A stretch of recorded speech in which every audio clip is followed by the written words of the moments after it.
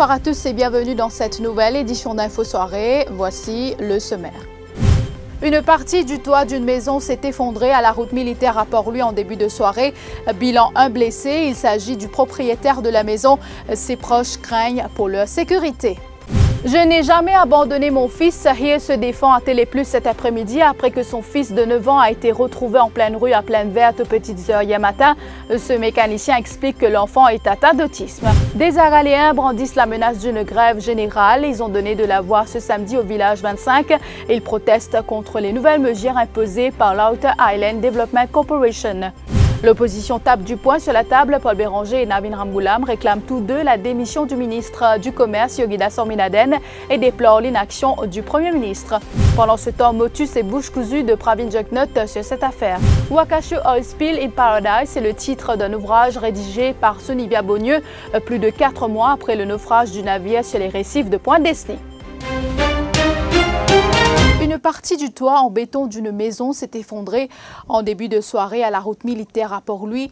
Un blessé est à déplorer. Il s'agit du propriétaire Nasser Karameut, âgé de 53 ans.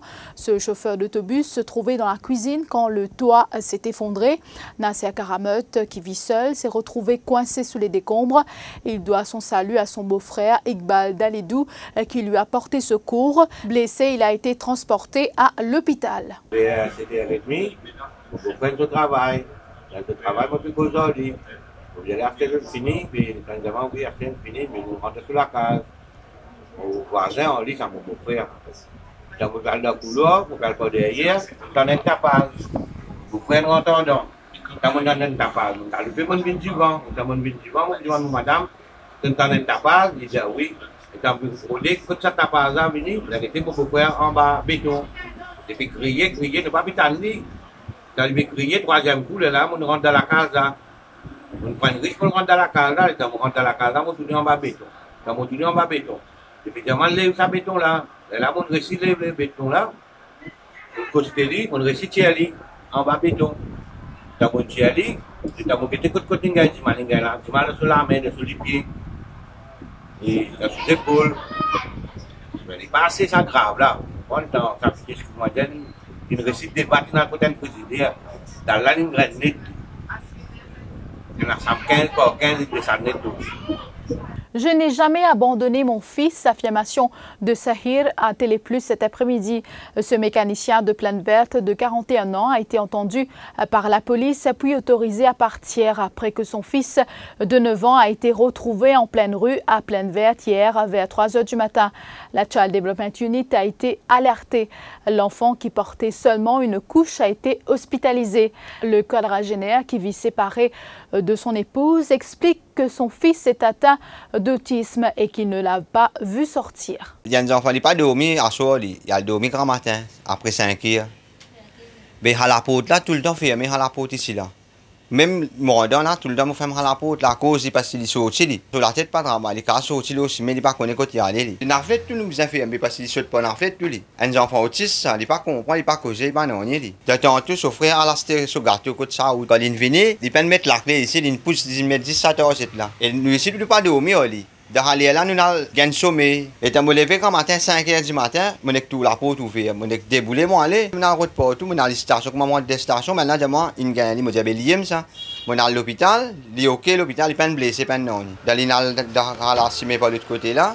Et je suis allé tout le maintenant, pas connaître mes enfants. Là, maintenant, sur la police qui nous prend dans l'hôpital. L'hôpital, n'a pas pu rappeler, il faut que nous allons nous rappeler, nous attasser dans l'hôpital. Il y en a sur dossier l'hôpital, il y a des enfants qui rentrent sur l'hôpital. Mais qui fait y a bien souvent?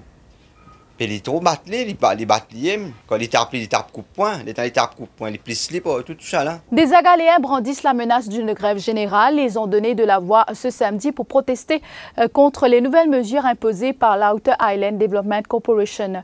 En effet, un récent document émanant du bureau de l'OIDC fait mention que les Mauriciens se rendant à Galega devront désormais s'acquitter d'une garantie bancaire de 403 000 roupies pour couvrir les frais en cas d'urgence médicale. Il s'agit d'une décision région liées au coût d'un éventuel transfert par l'hélicoptère Dornier. Des tarifs pour les voyages considérés comme personnels sont aussi évoqués, à savoir 4 300 roupies pour un aller simple si le voyageur est agaléen et 10 300 roupies s'il est mauricien. Rassemblés ce samedi au village 25, des agaléens, par la voix de leur porte-parole Orno Poulet, affirment que leurs droits sont bafoués et demandent à l'OYDC de revoir sa copie.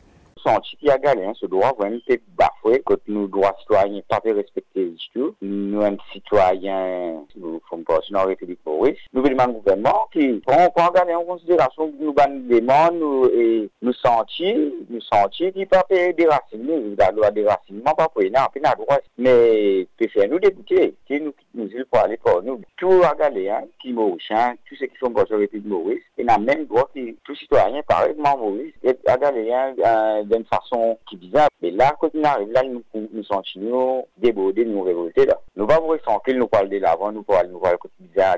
Si nous voulons faire la règle générale, nous vous faire la règle générale. Parce que là, je peux jouer l'avenir de nos enfants, je peux briser l'avenir de nos enfants. Nous attendons la version de l'OYDC à ce sujet. Yogida Sorminaden doit démissionner, martèle Paul Béranger face à la presse ce samedi. Le leader du MMM est revenu sur la mort suspecte de Supramania Kisnen, affaire dans laquelle le nom du ministre du Commerce est cité. Dégoûtant et indécent que Yogida Sorminaden a siégé au Conseil des ministres avec tous les doutes entourant cette affaire, dit-il. Nous poursuivons de près et nous pouvons attendre le déroulement de l'enquête judiciaire décidée par le DPP. Mais là aussi, disant que le ministre concerné démissionné. On considère ça absolument dégoûtant qu'il conseille des ministres chez avec sa ministre là, avec tout le doute qu'il y a, tout le cause qu'il y a, la douleur de la veuve et la famille, ni indécent, ni dégoûtant. Ça bouge chez dans le conseil des ministres, vendredi là, hier, comme si, tout normal. Et certainement, ce n'est pas la police. Si à toi, après ce qui est arrivé là-dedans, qui dit qu'il finit conclure au suicide, dans les évident qu'il n'y a pas de suicide, c'est certainement pas à la police d'enquêter sur la police. Le leader du Parti travailliste tape du poing sur la table. Rien que pour des allégations d'emploi fictifs, Yogida Sorminaden aurait dû démissionner, affirme Navin Ramgoulam. Commentant le décès suspect de Kisnen Supramania, le leader des Rouges a déploré l'inaction du Premier ministre après que le nom de son ministre du Commerce a été cité dans cette affaire. Il rencontrait la presse ce matin. Il n'y a pas de monde qui va dire comme suicide. Au contraire, il a rasé. Et heureusement, depuis qu'il nous fait une enquête judiciaire, et moi j'espérais que toute la vérité pour éclater. Il faut éclater ça. Parce que juste là, mais Yogida Sorminaden, tu viens finir de démissionner là. Juste là, le sac à groupe là, on peut dire là.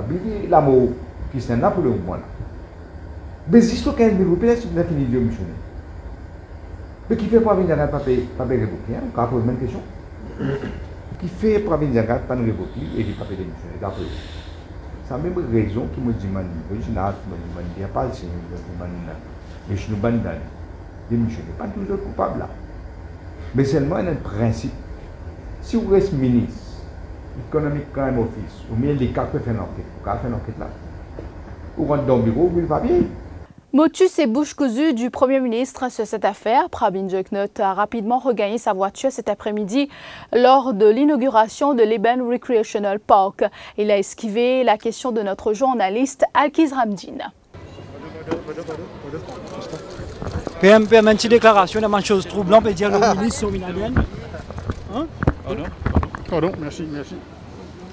Et pas de réaction non plus du secrétaire général du MSM à l'issue de la réunion du comité central du MSM cet après-midi, la dernière pour l'année 2020, réunion à laquelle le ministre Yogida Sorminaden n'est pas passé inaperçu. Interrogé, le ministre Nando Boda a tout simplement affirmé que c'était l'occasion pour le parti de remercier tous les membres pour le travail abattu durant cette année difficile. C'était un comité central de fin d'année que nous remercions tout le monde pour les efforts pendant toute une année, qui est une année extrêmement difficile. Et nous nous disons bon courage pour l'année prochaine. Anti, en tant que secrétaire général du parti, il y a une allégation grave contre le ministre Ménadienne.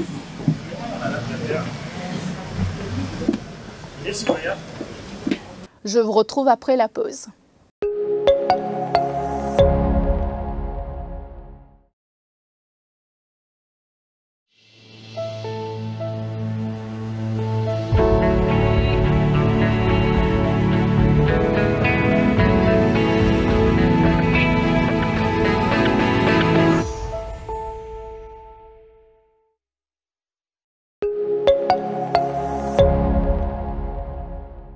Wakashu Oil Spill in Paradise, c'est le titre d'un ouvrage rédigé par Suniva Bonieux, une habitante de Pointe-Disney, en collaboration avec Valentine Motokyo. Un livre pour se rappeler du naufrage du Wakashu sur les récifs de Pointe-Disney le 25 juillet dernier. Tout ce qui est dans le livre, ce sont des faits de tout ce qui s'est passé depuis le mois de juillet à Maurice. Et donc les illustrations ont été faites par moi et le texte par Suniva Bonieux. Et derrière le livre, l'idée c'est de se rappeler de l'histoire du Wakashu, de ne pas l'oublier. Et donc 5% des ventes du livre seront reversées à EcoSud NGO pour aider les gens qui ont été affectés par le spill. Au fait, Suniva, qui est juste à côté de moi, elle habite à Pointe-Disney et tout s'est passé devant elle.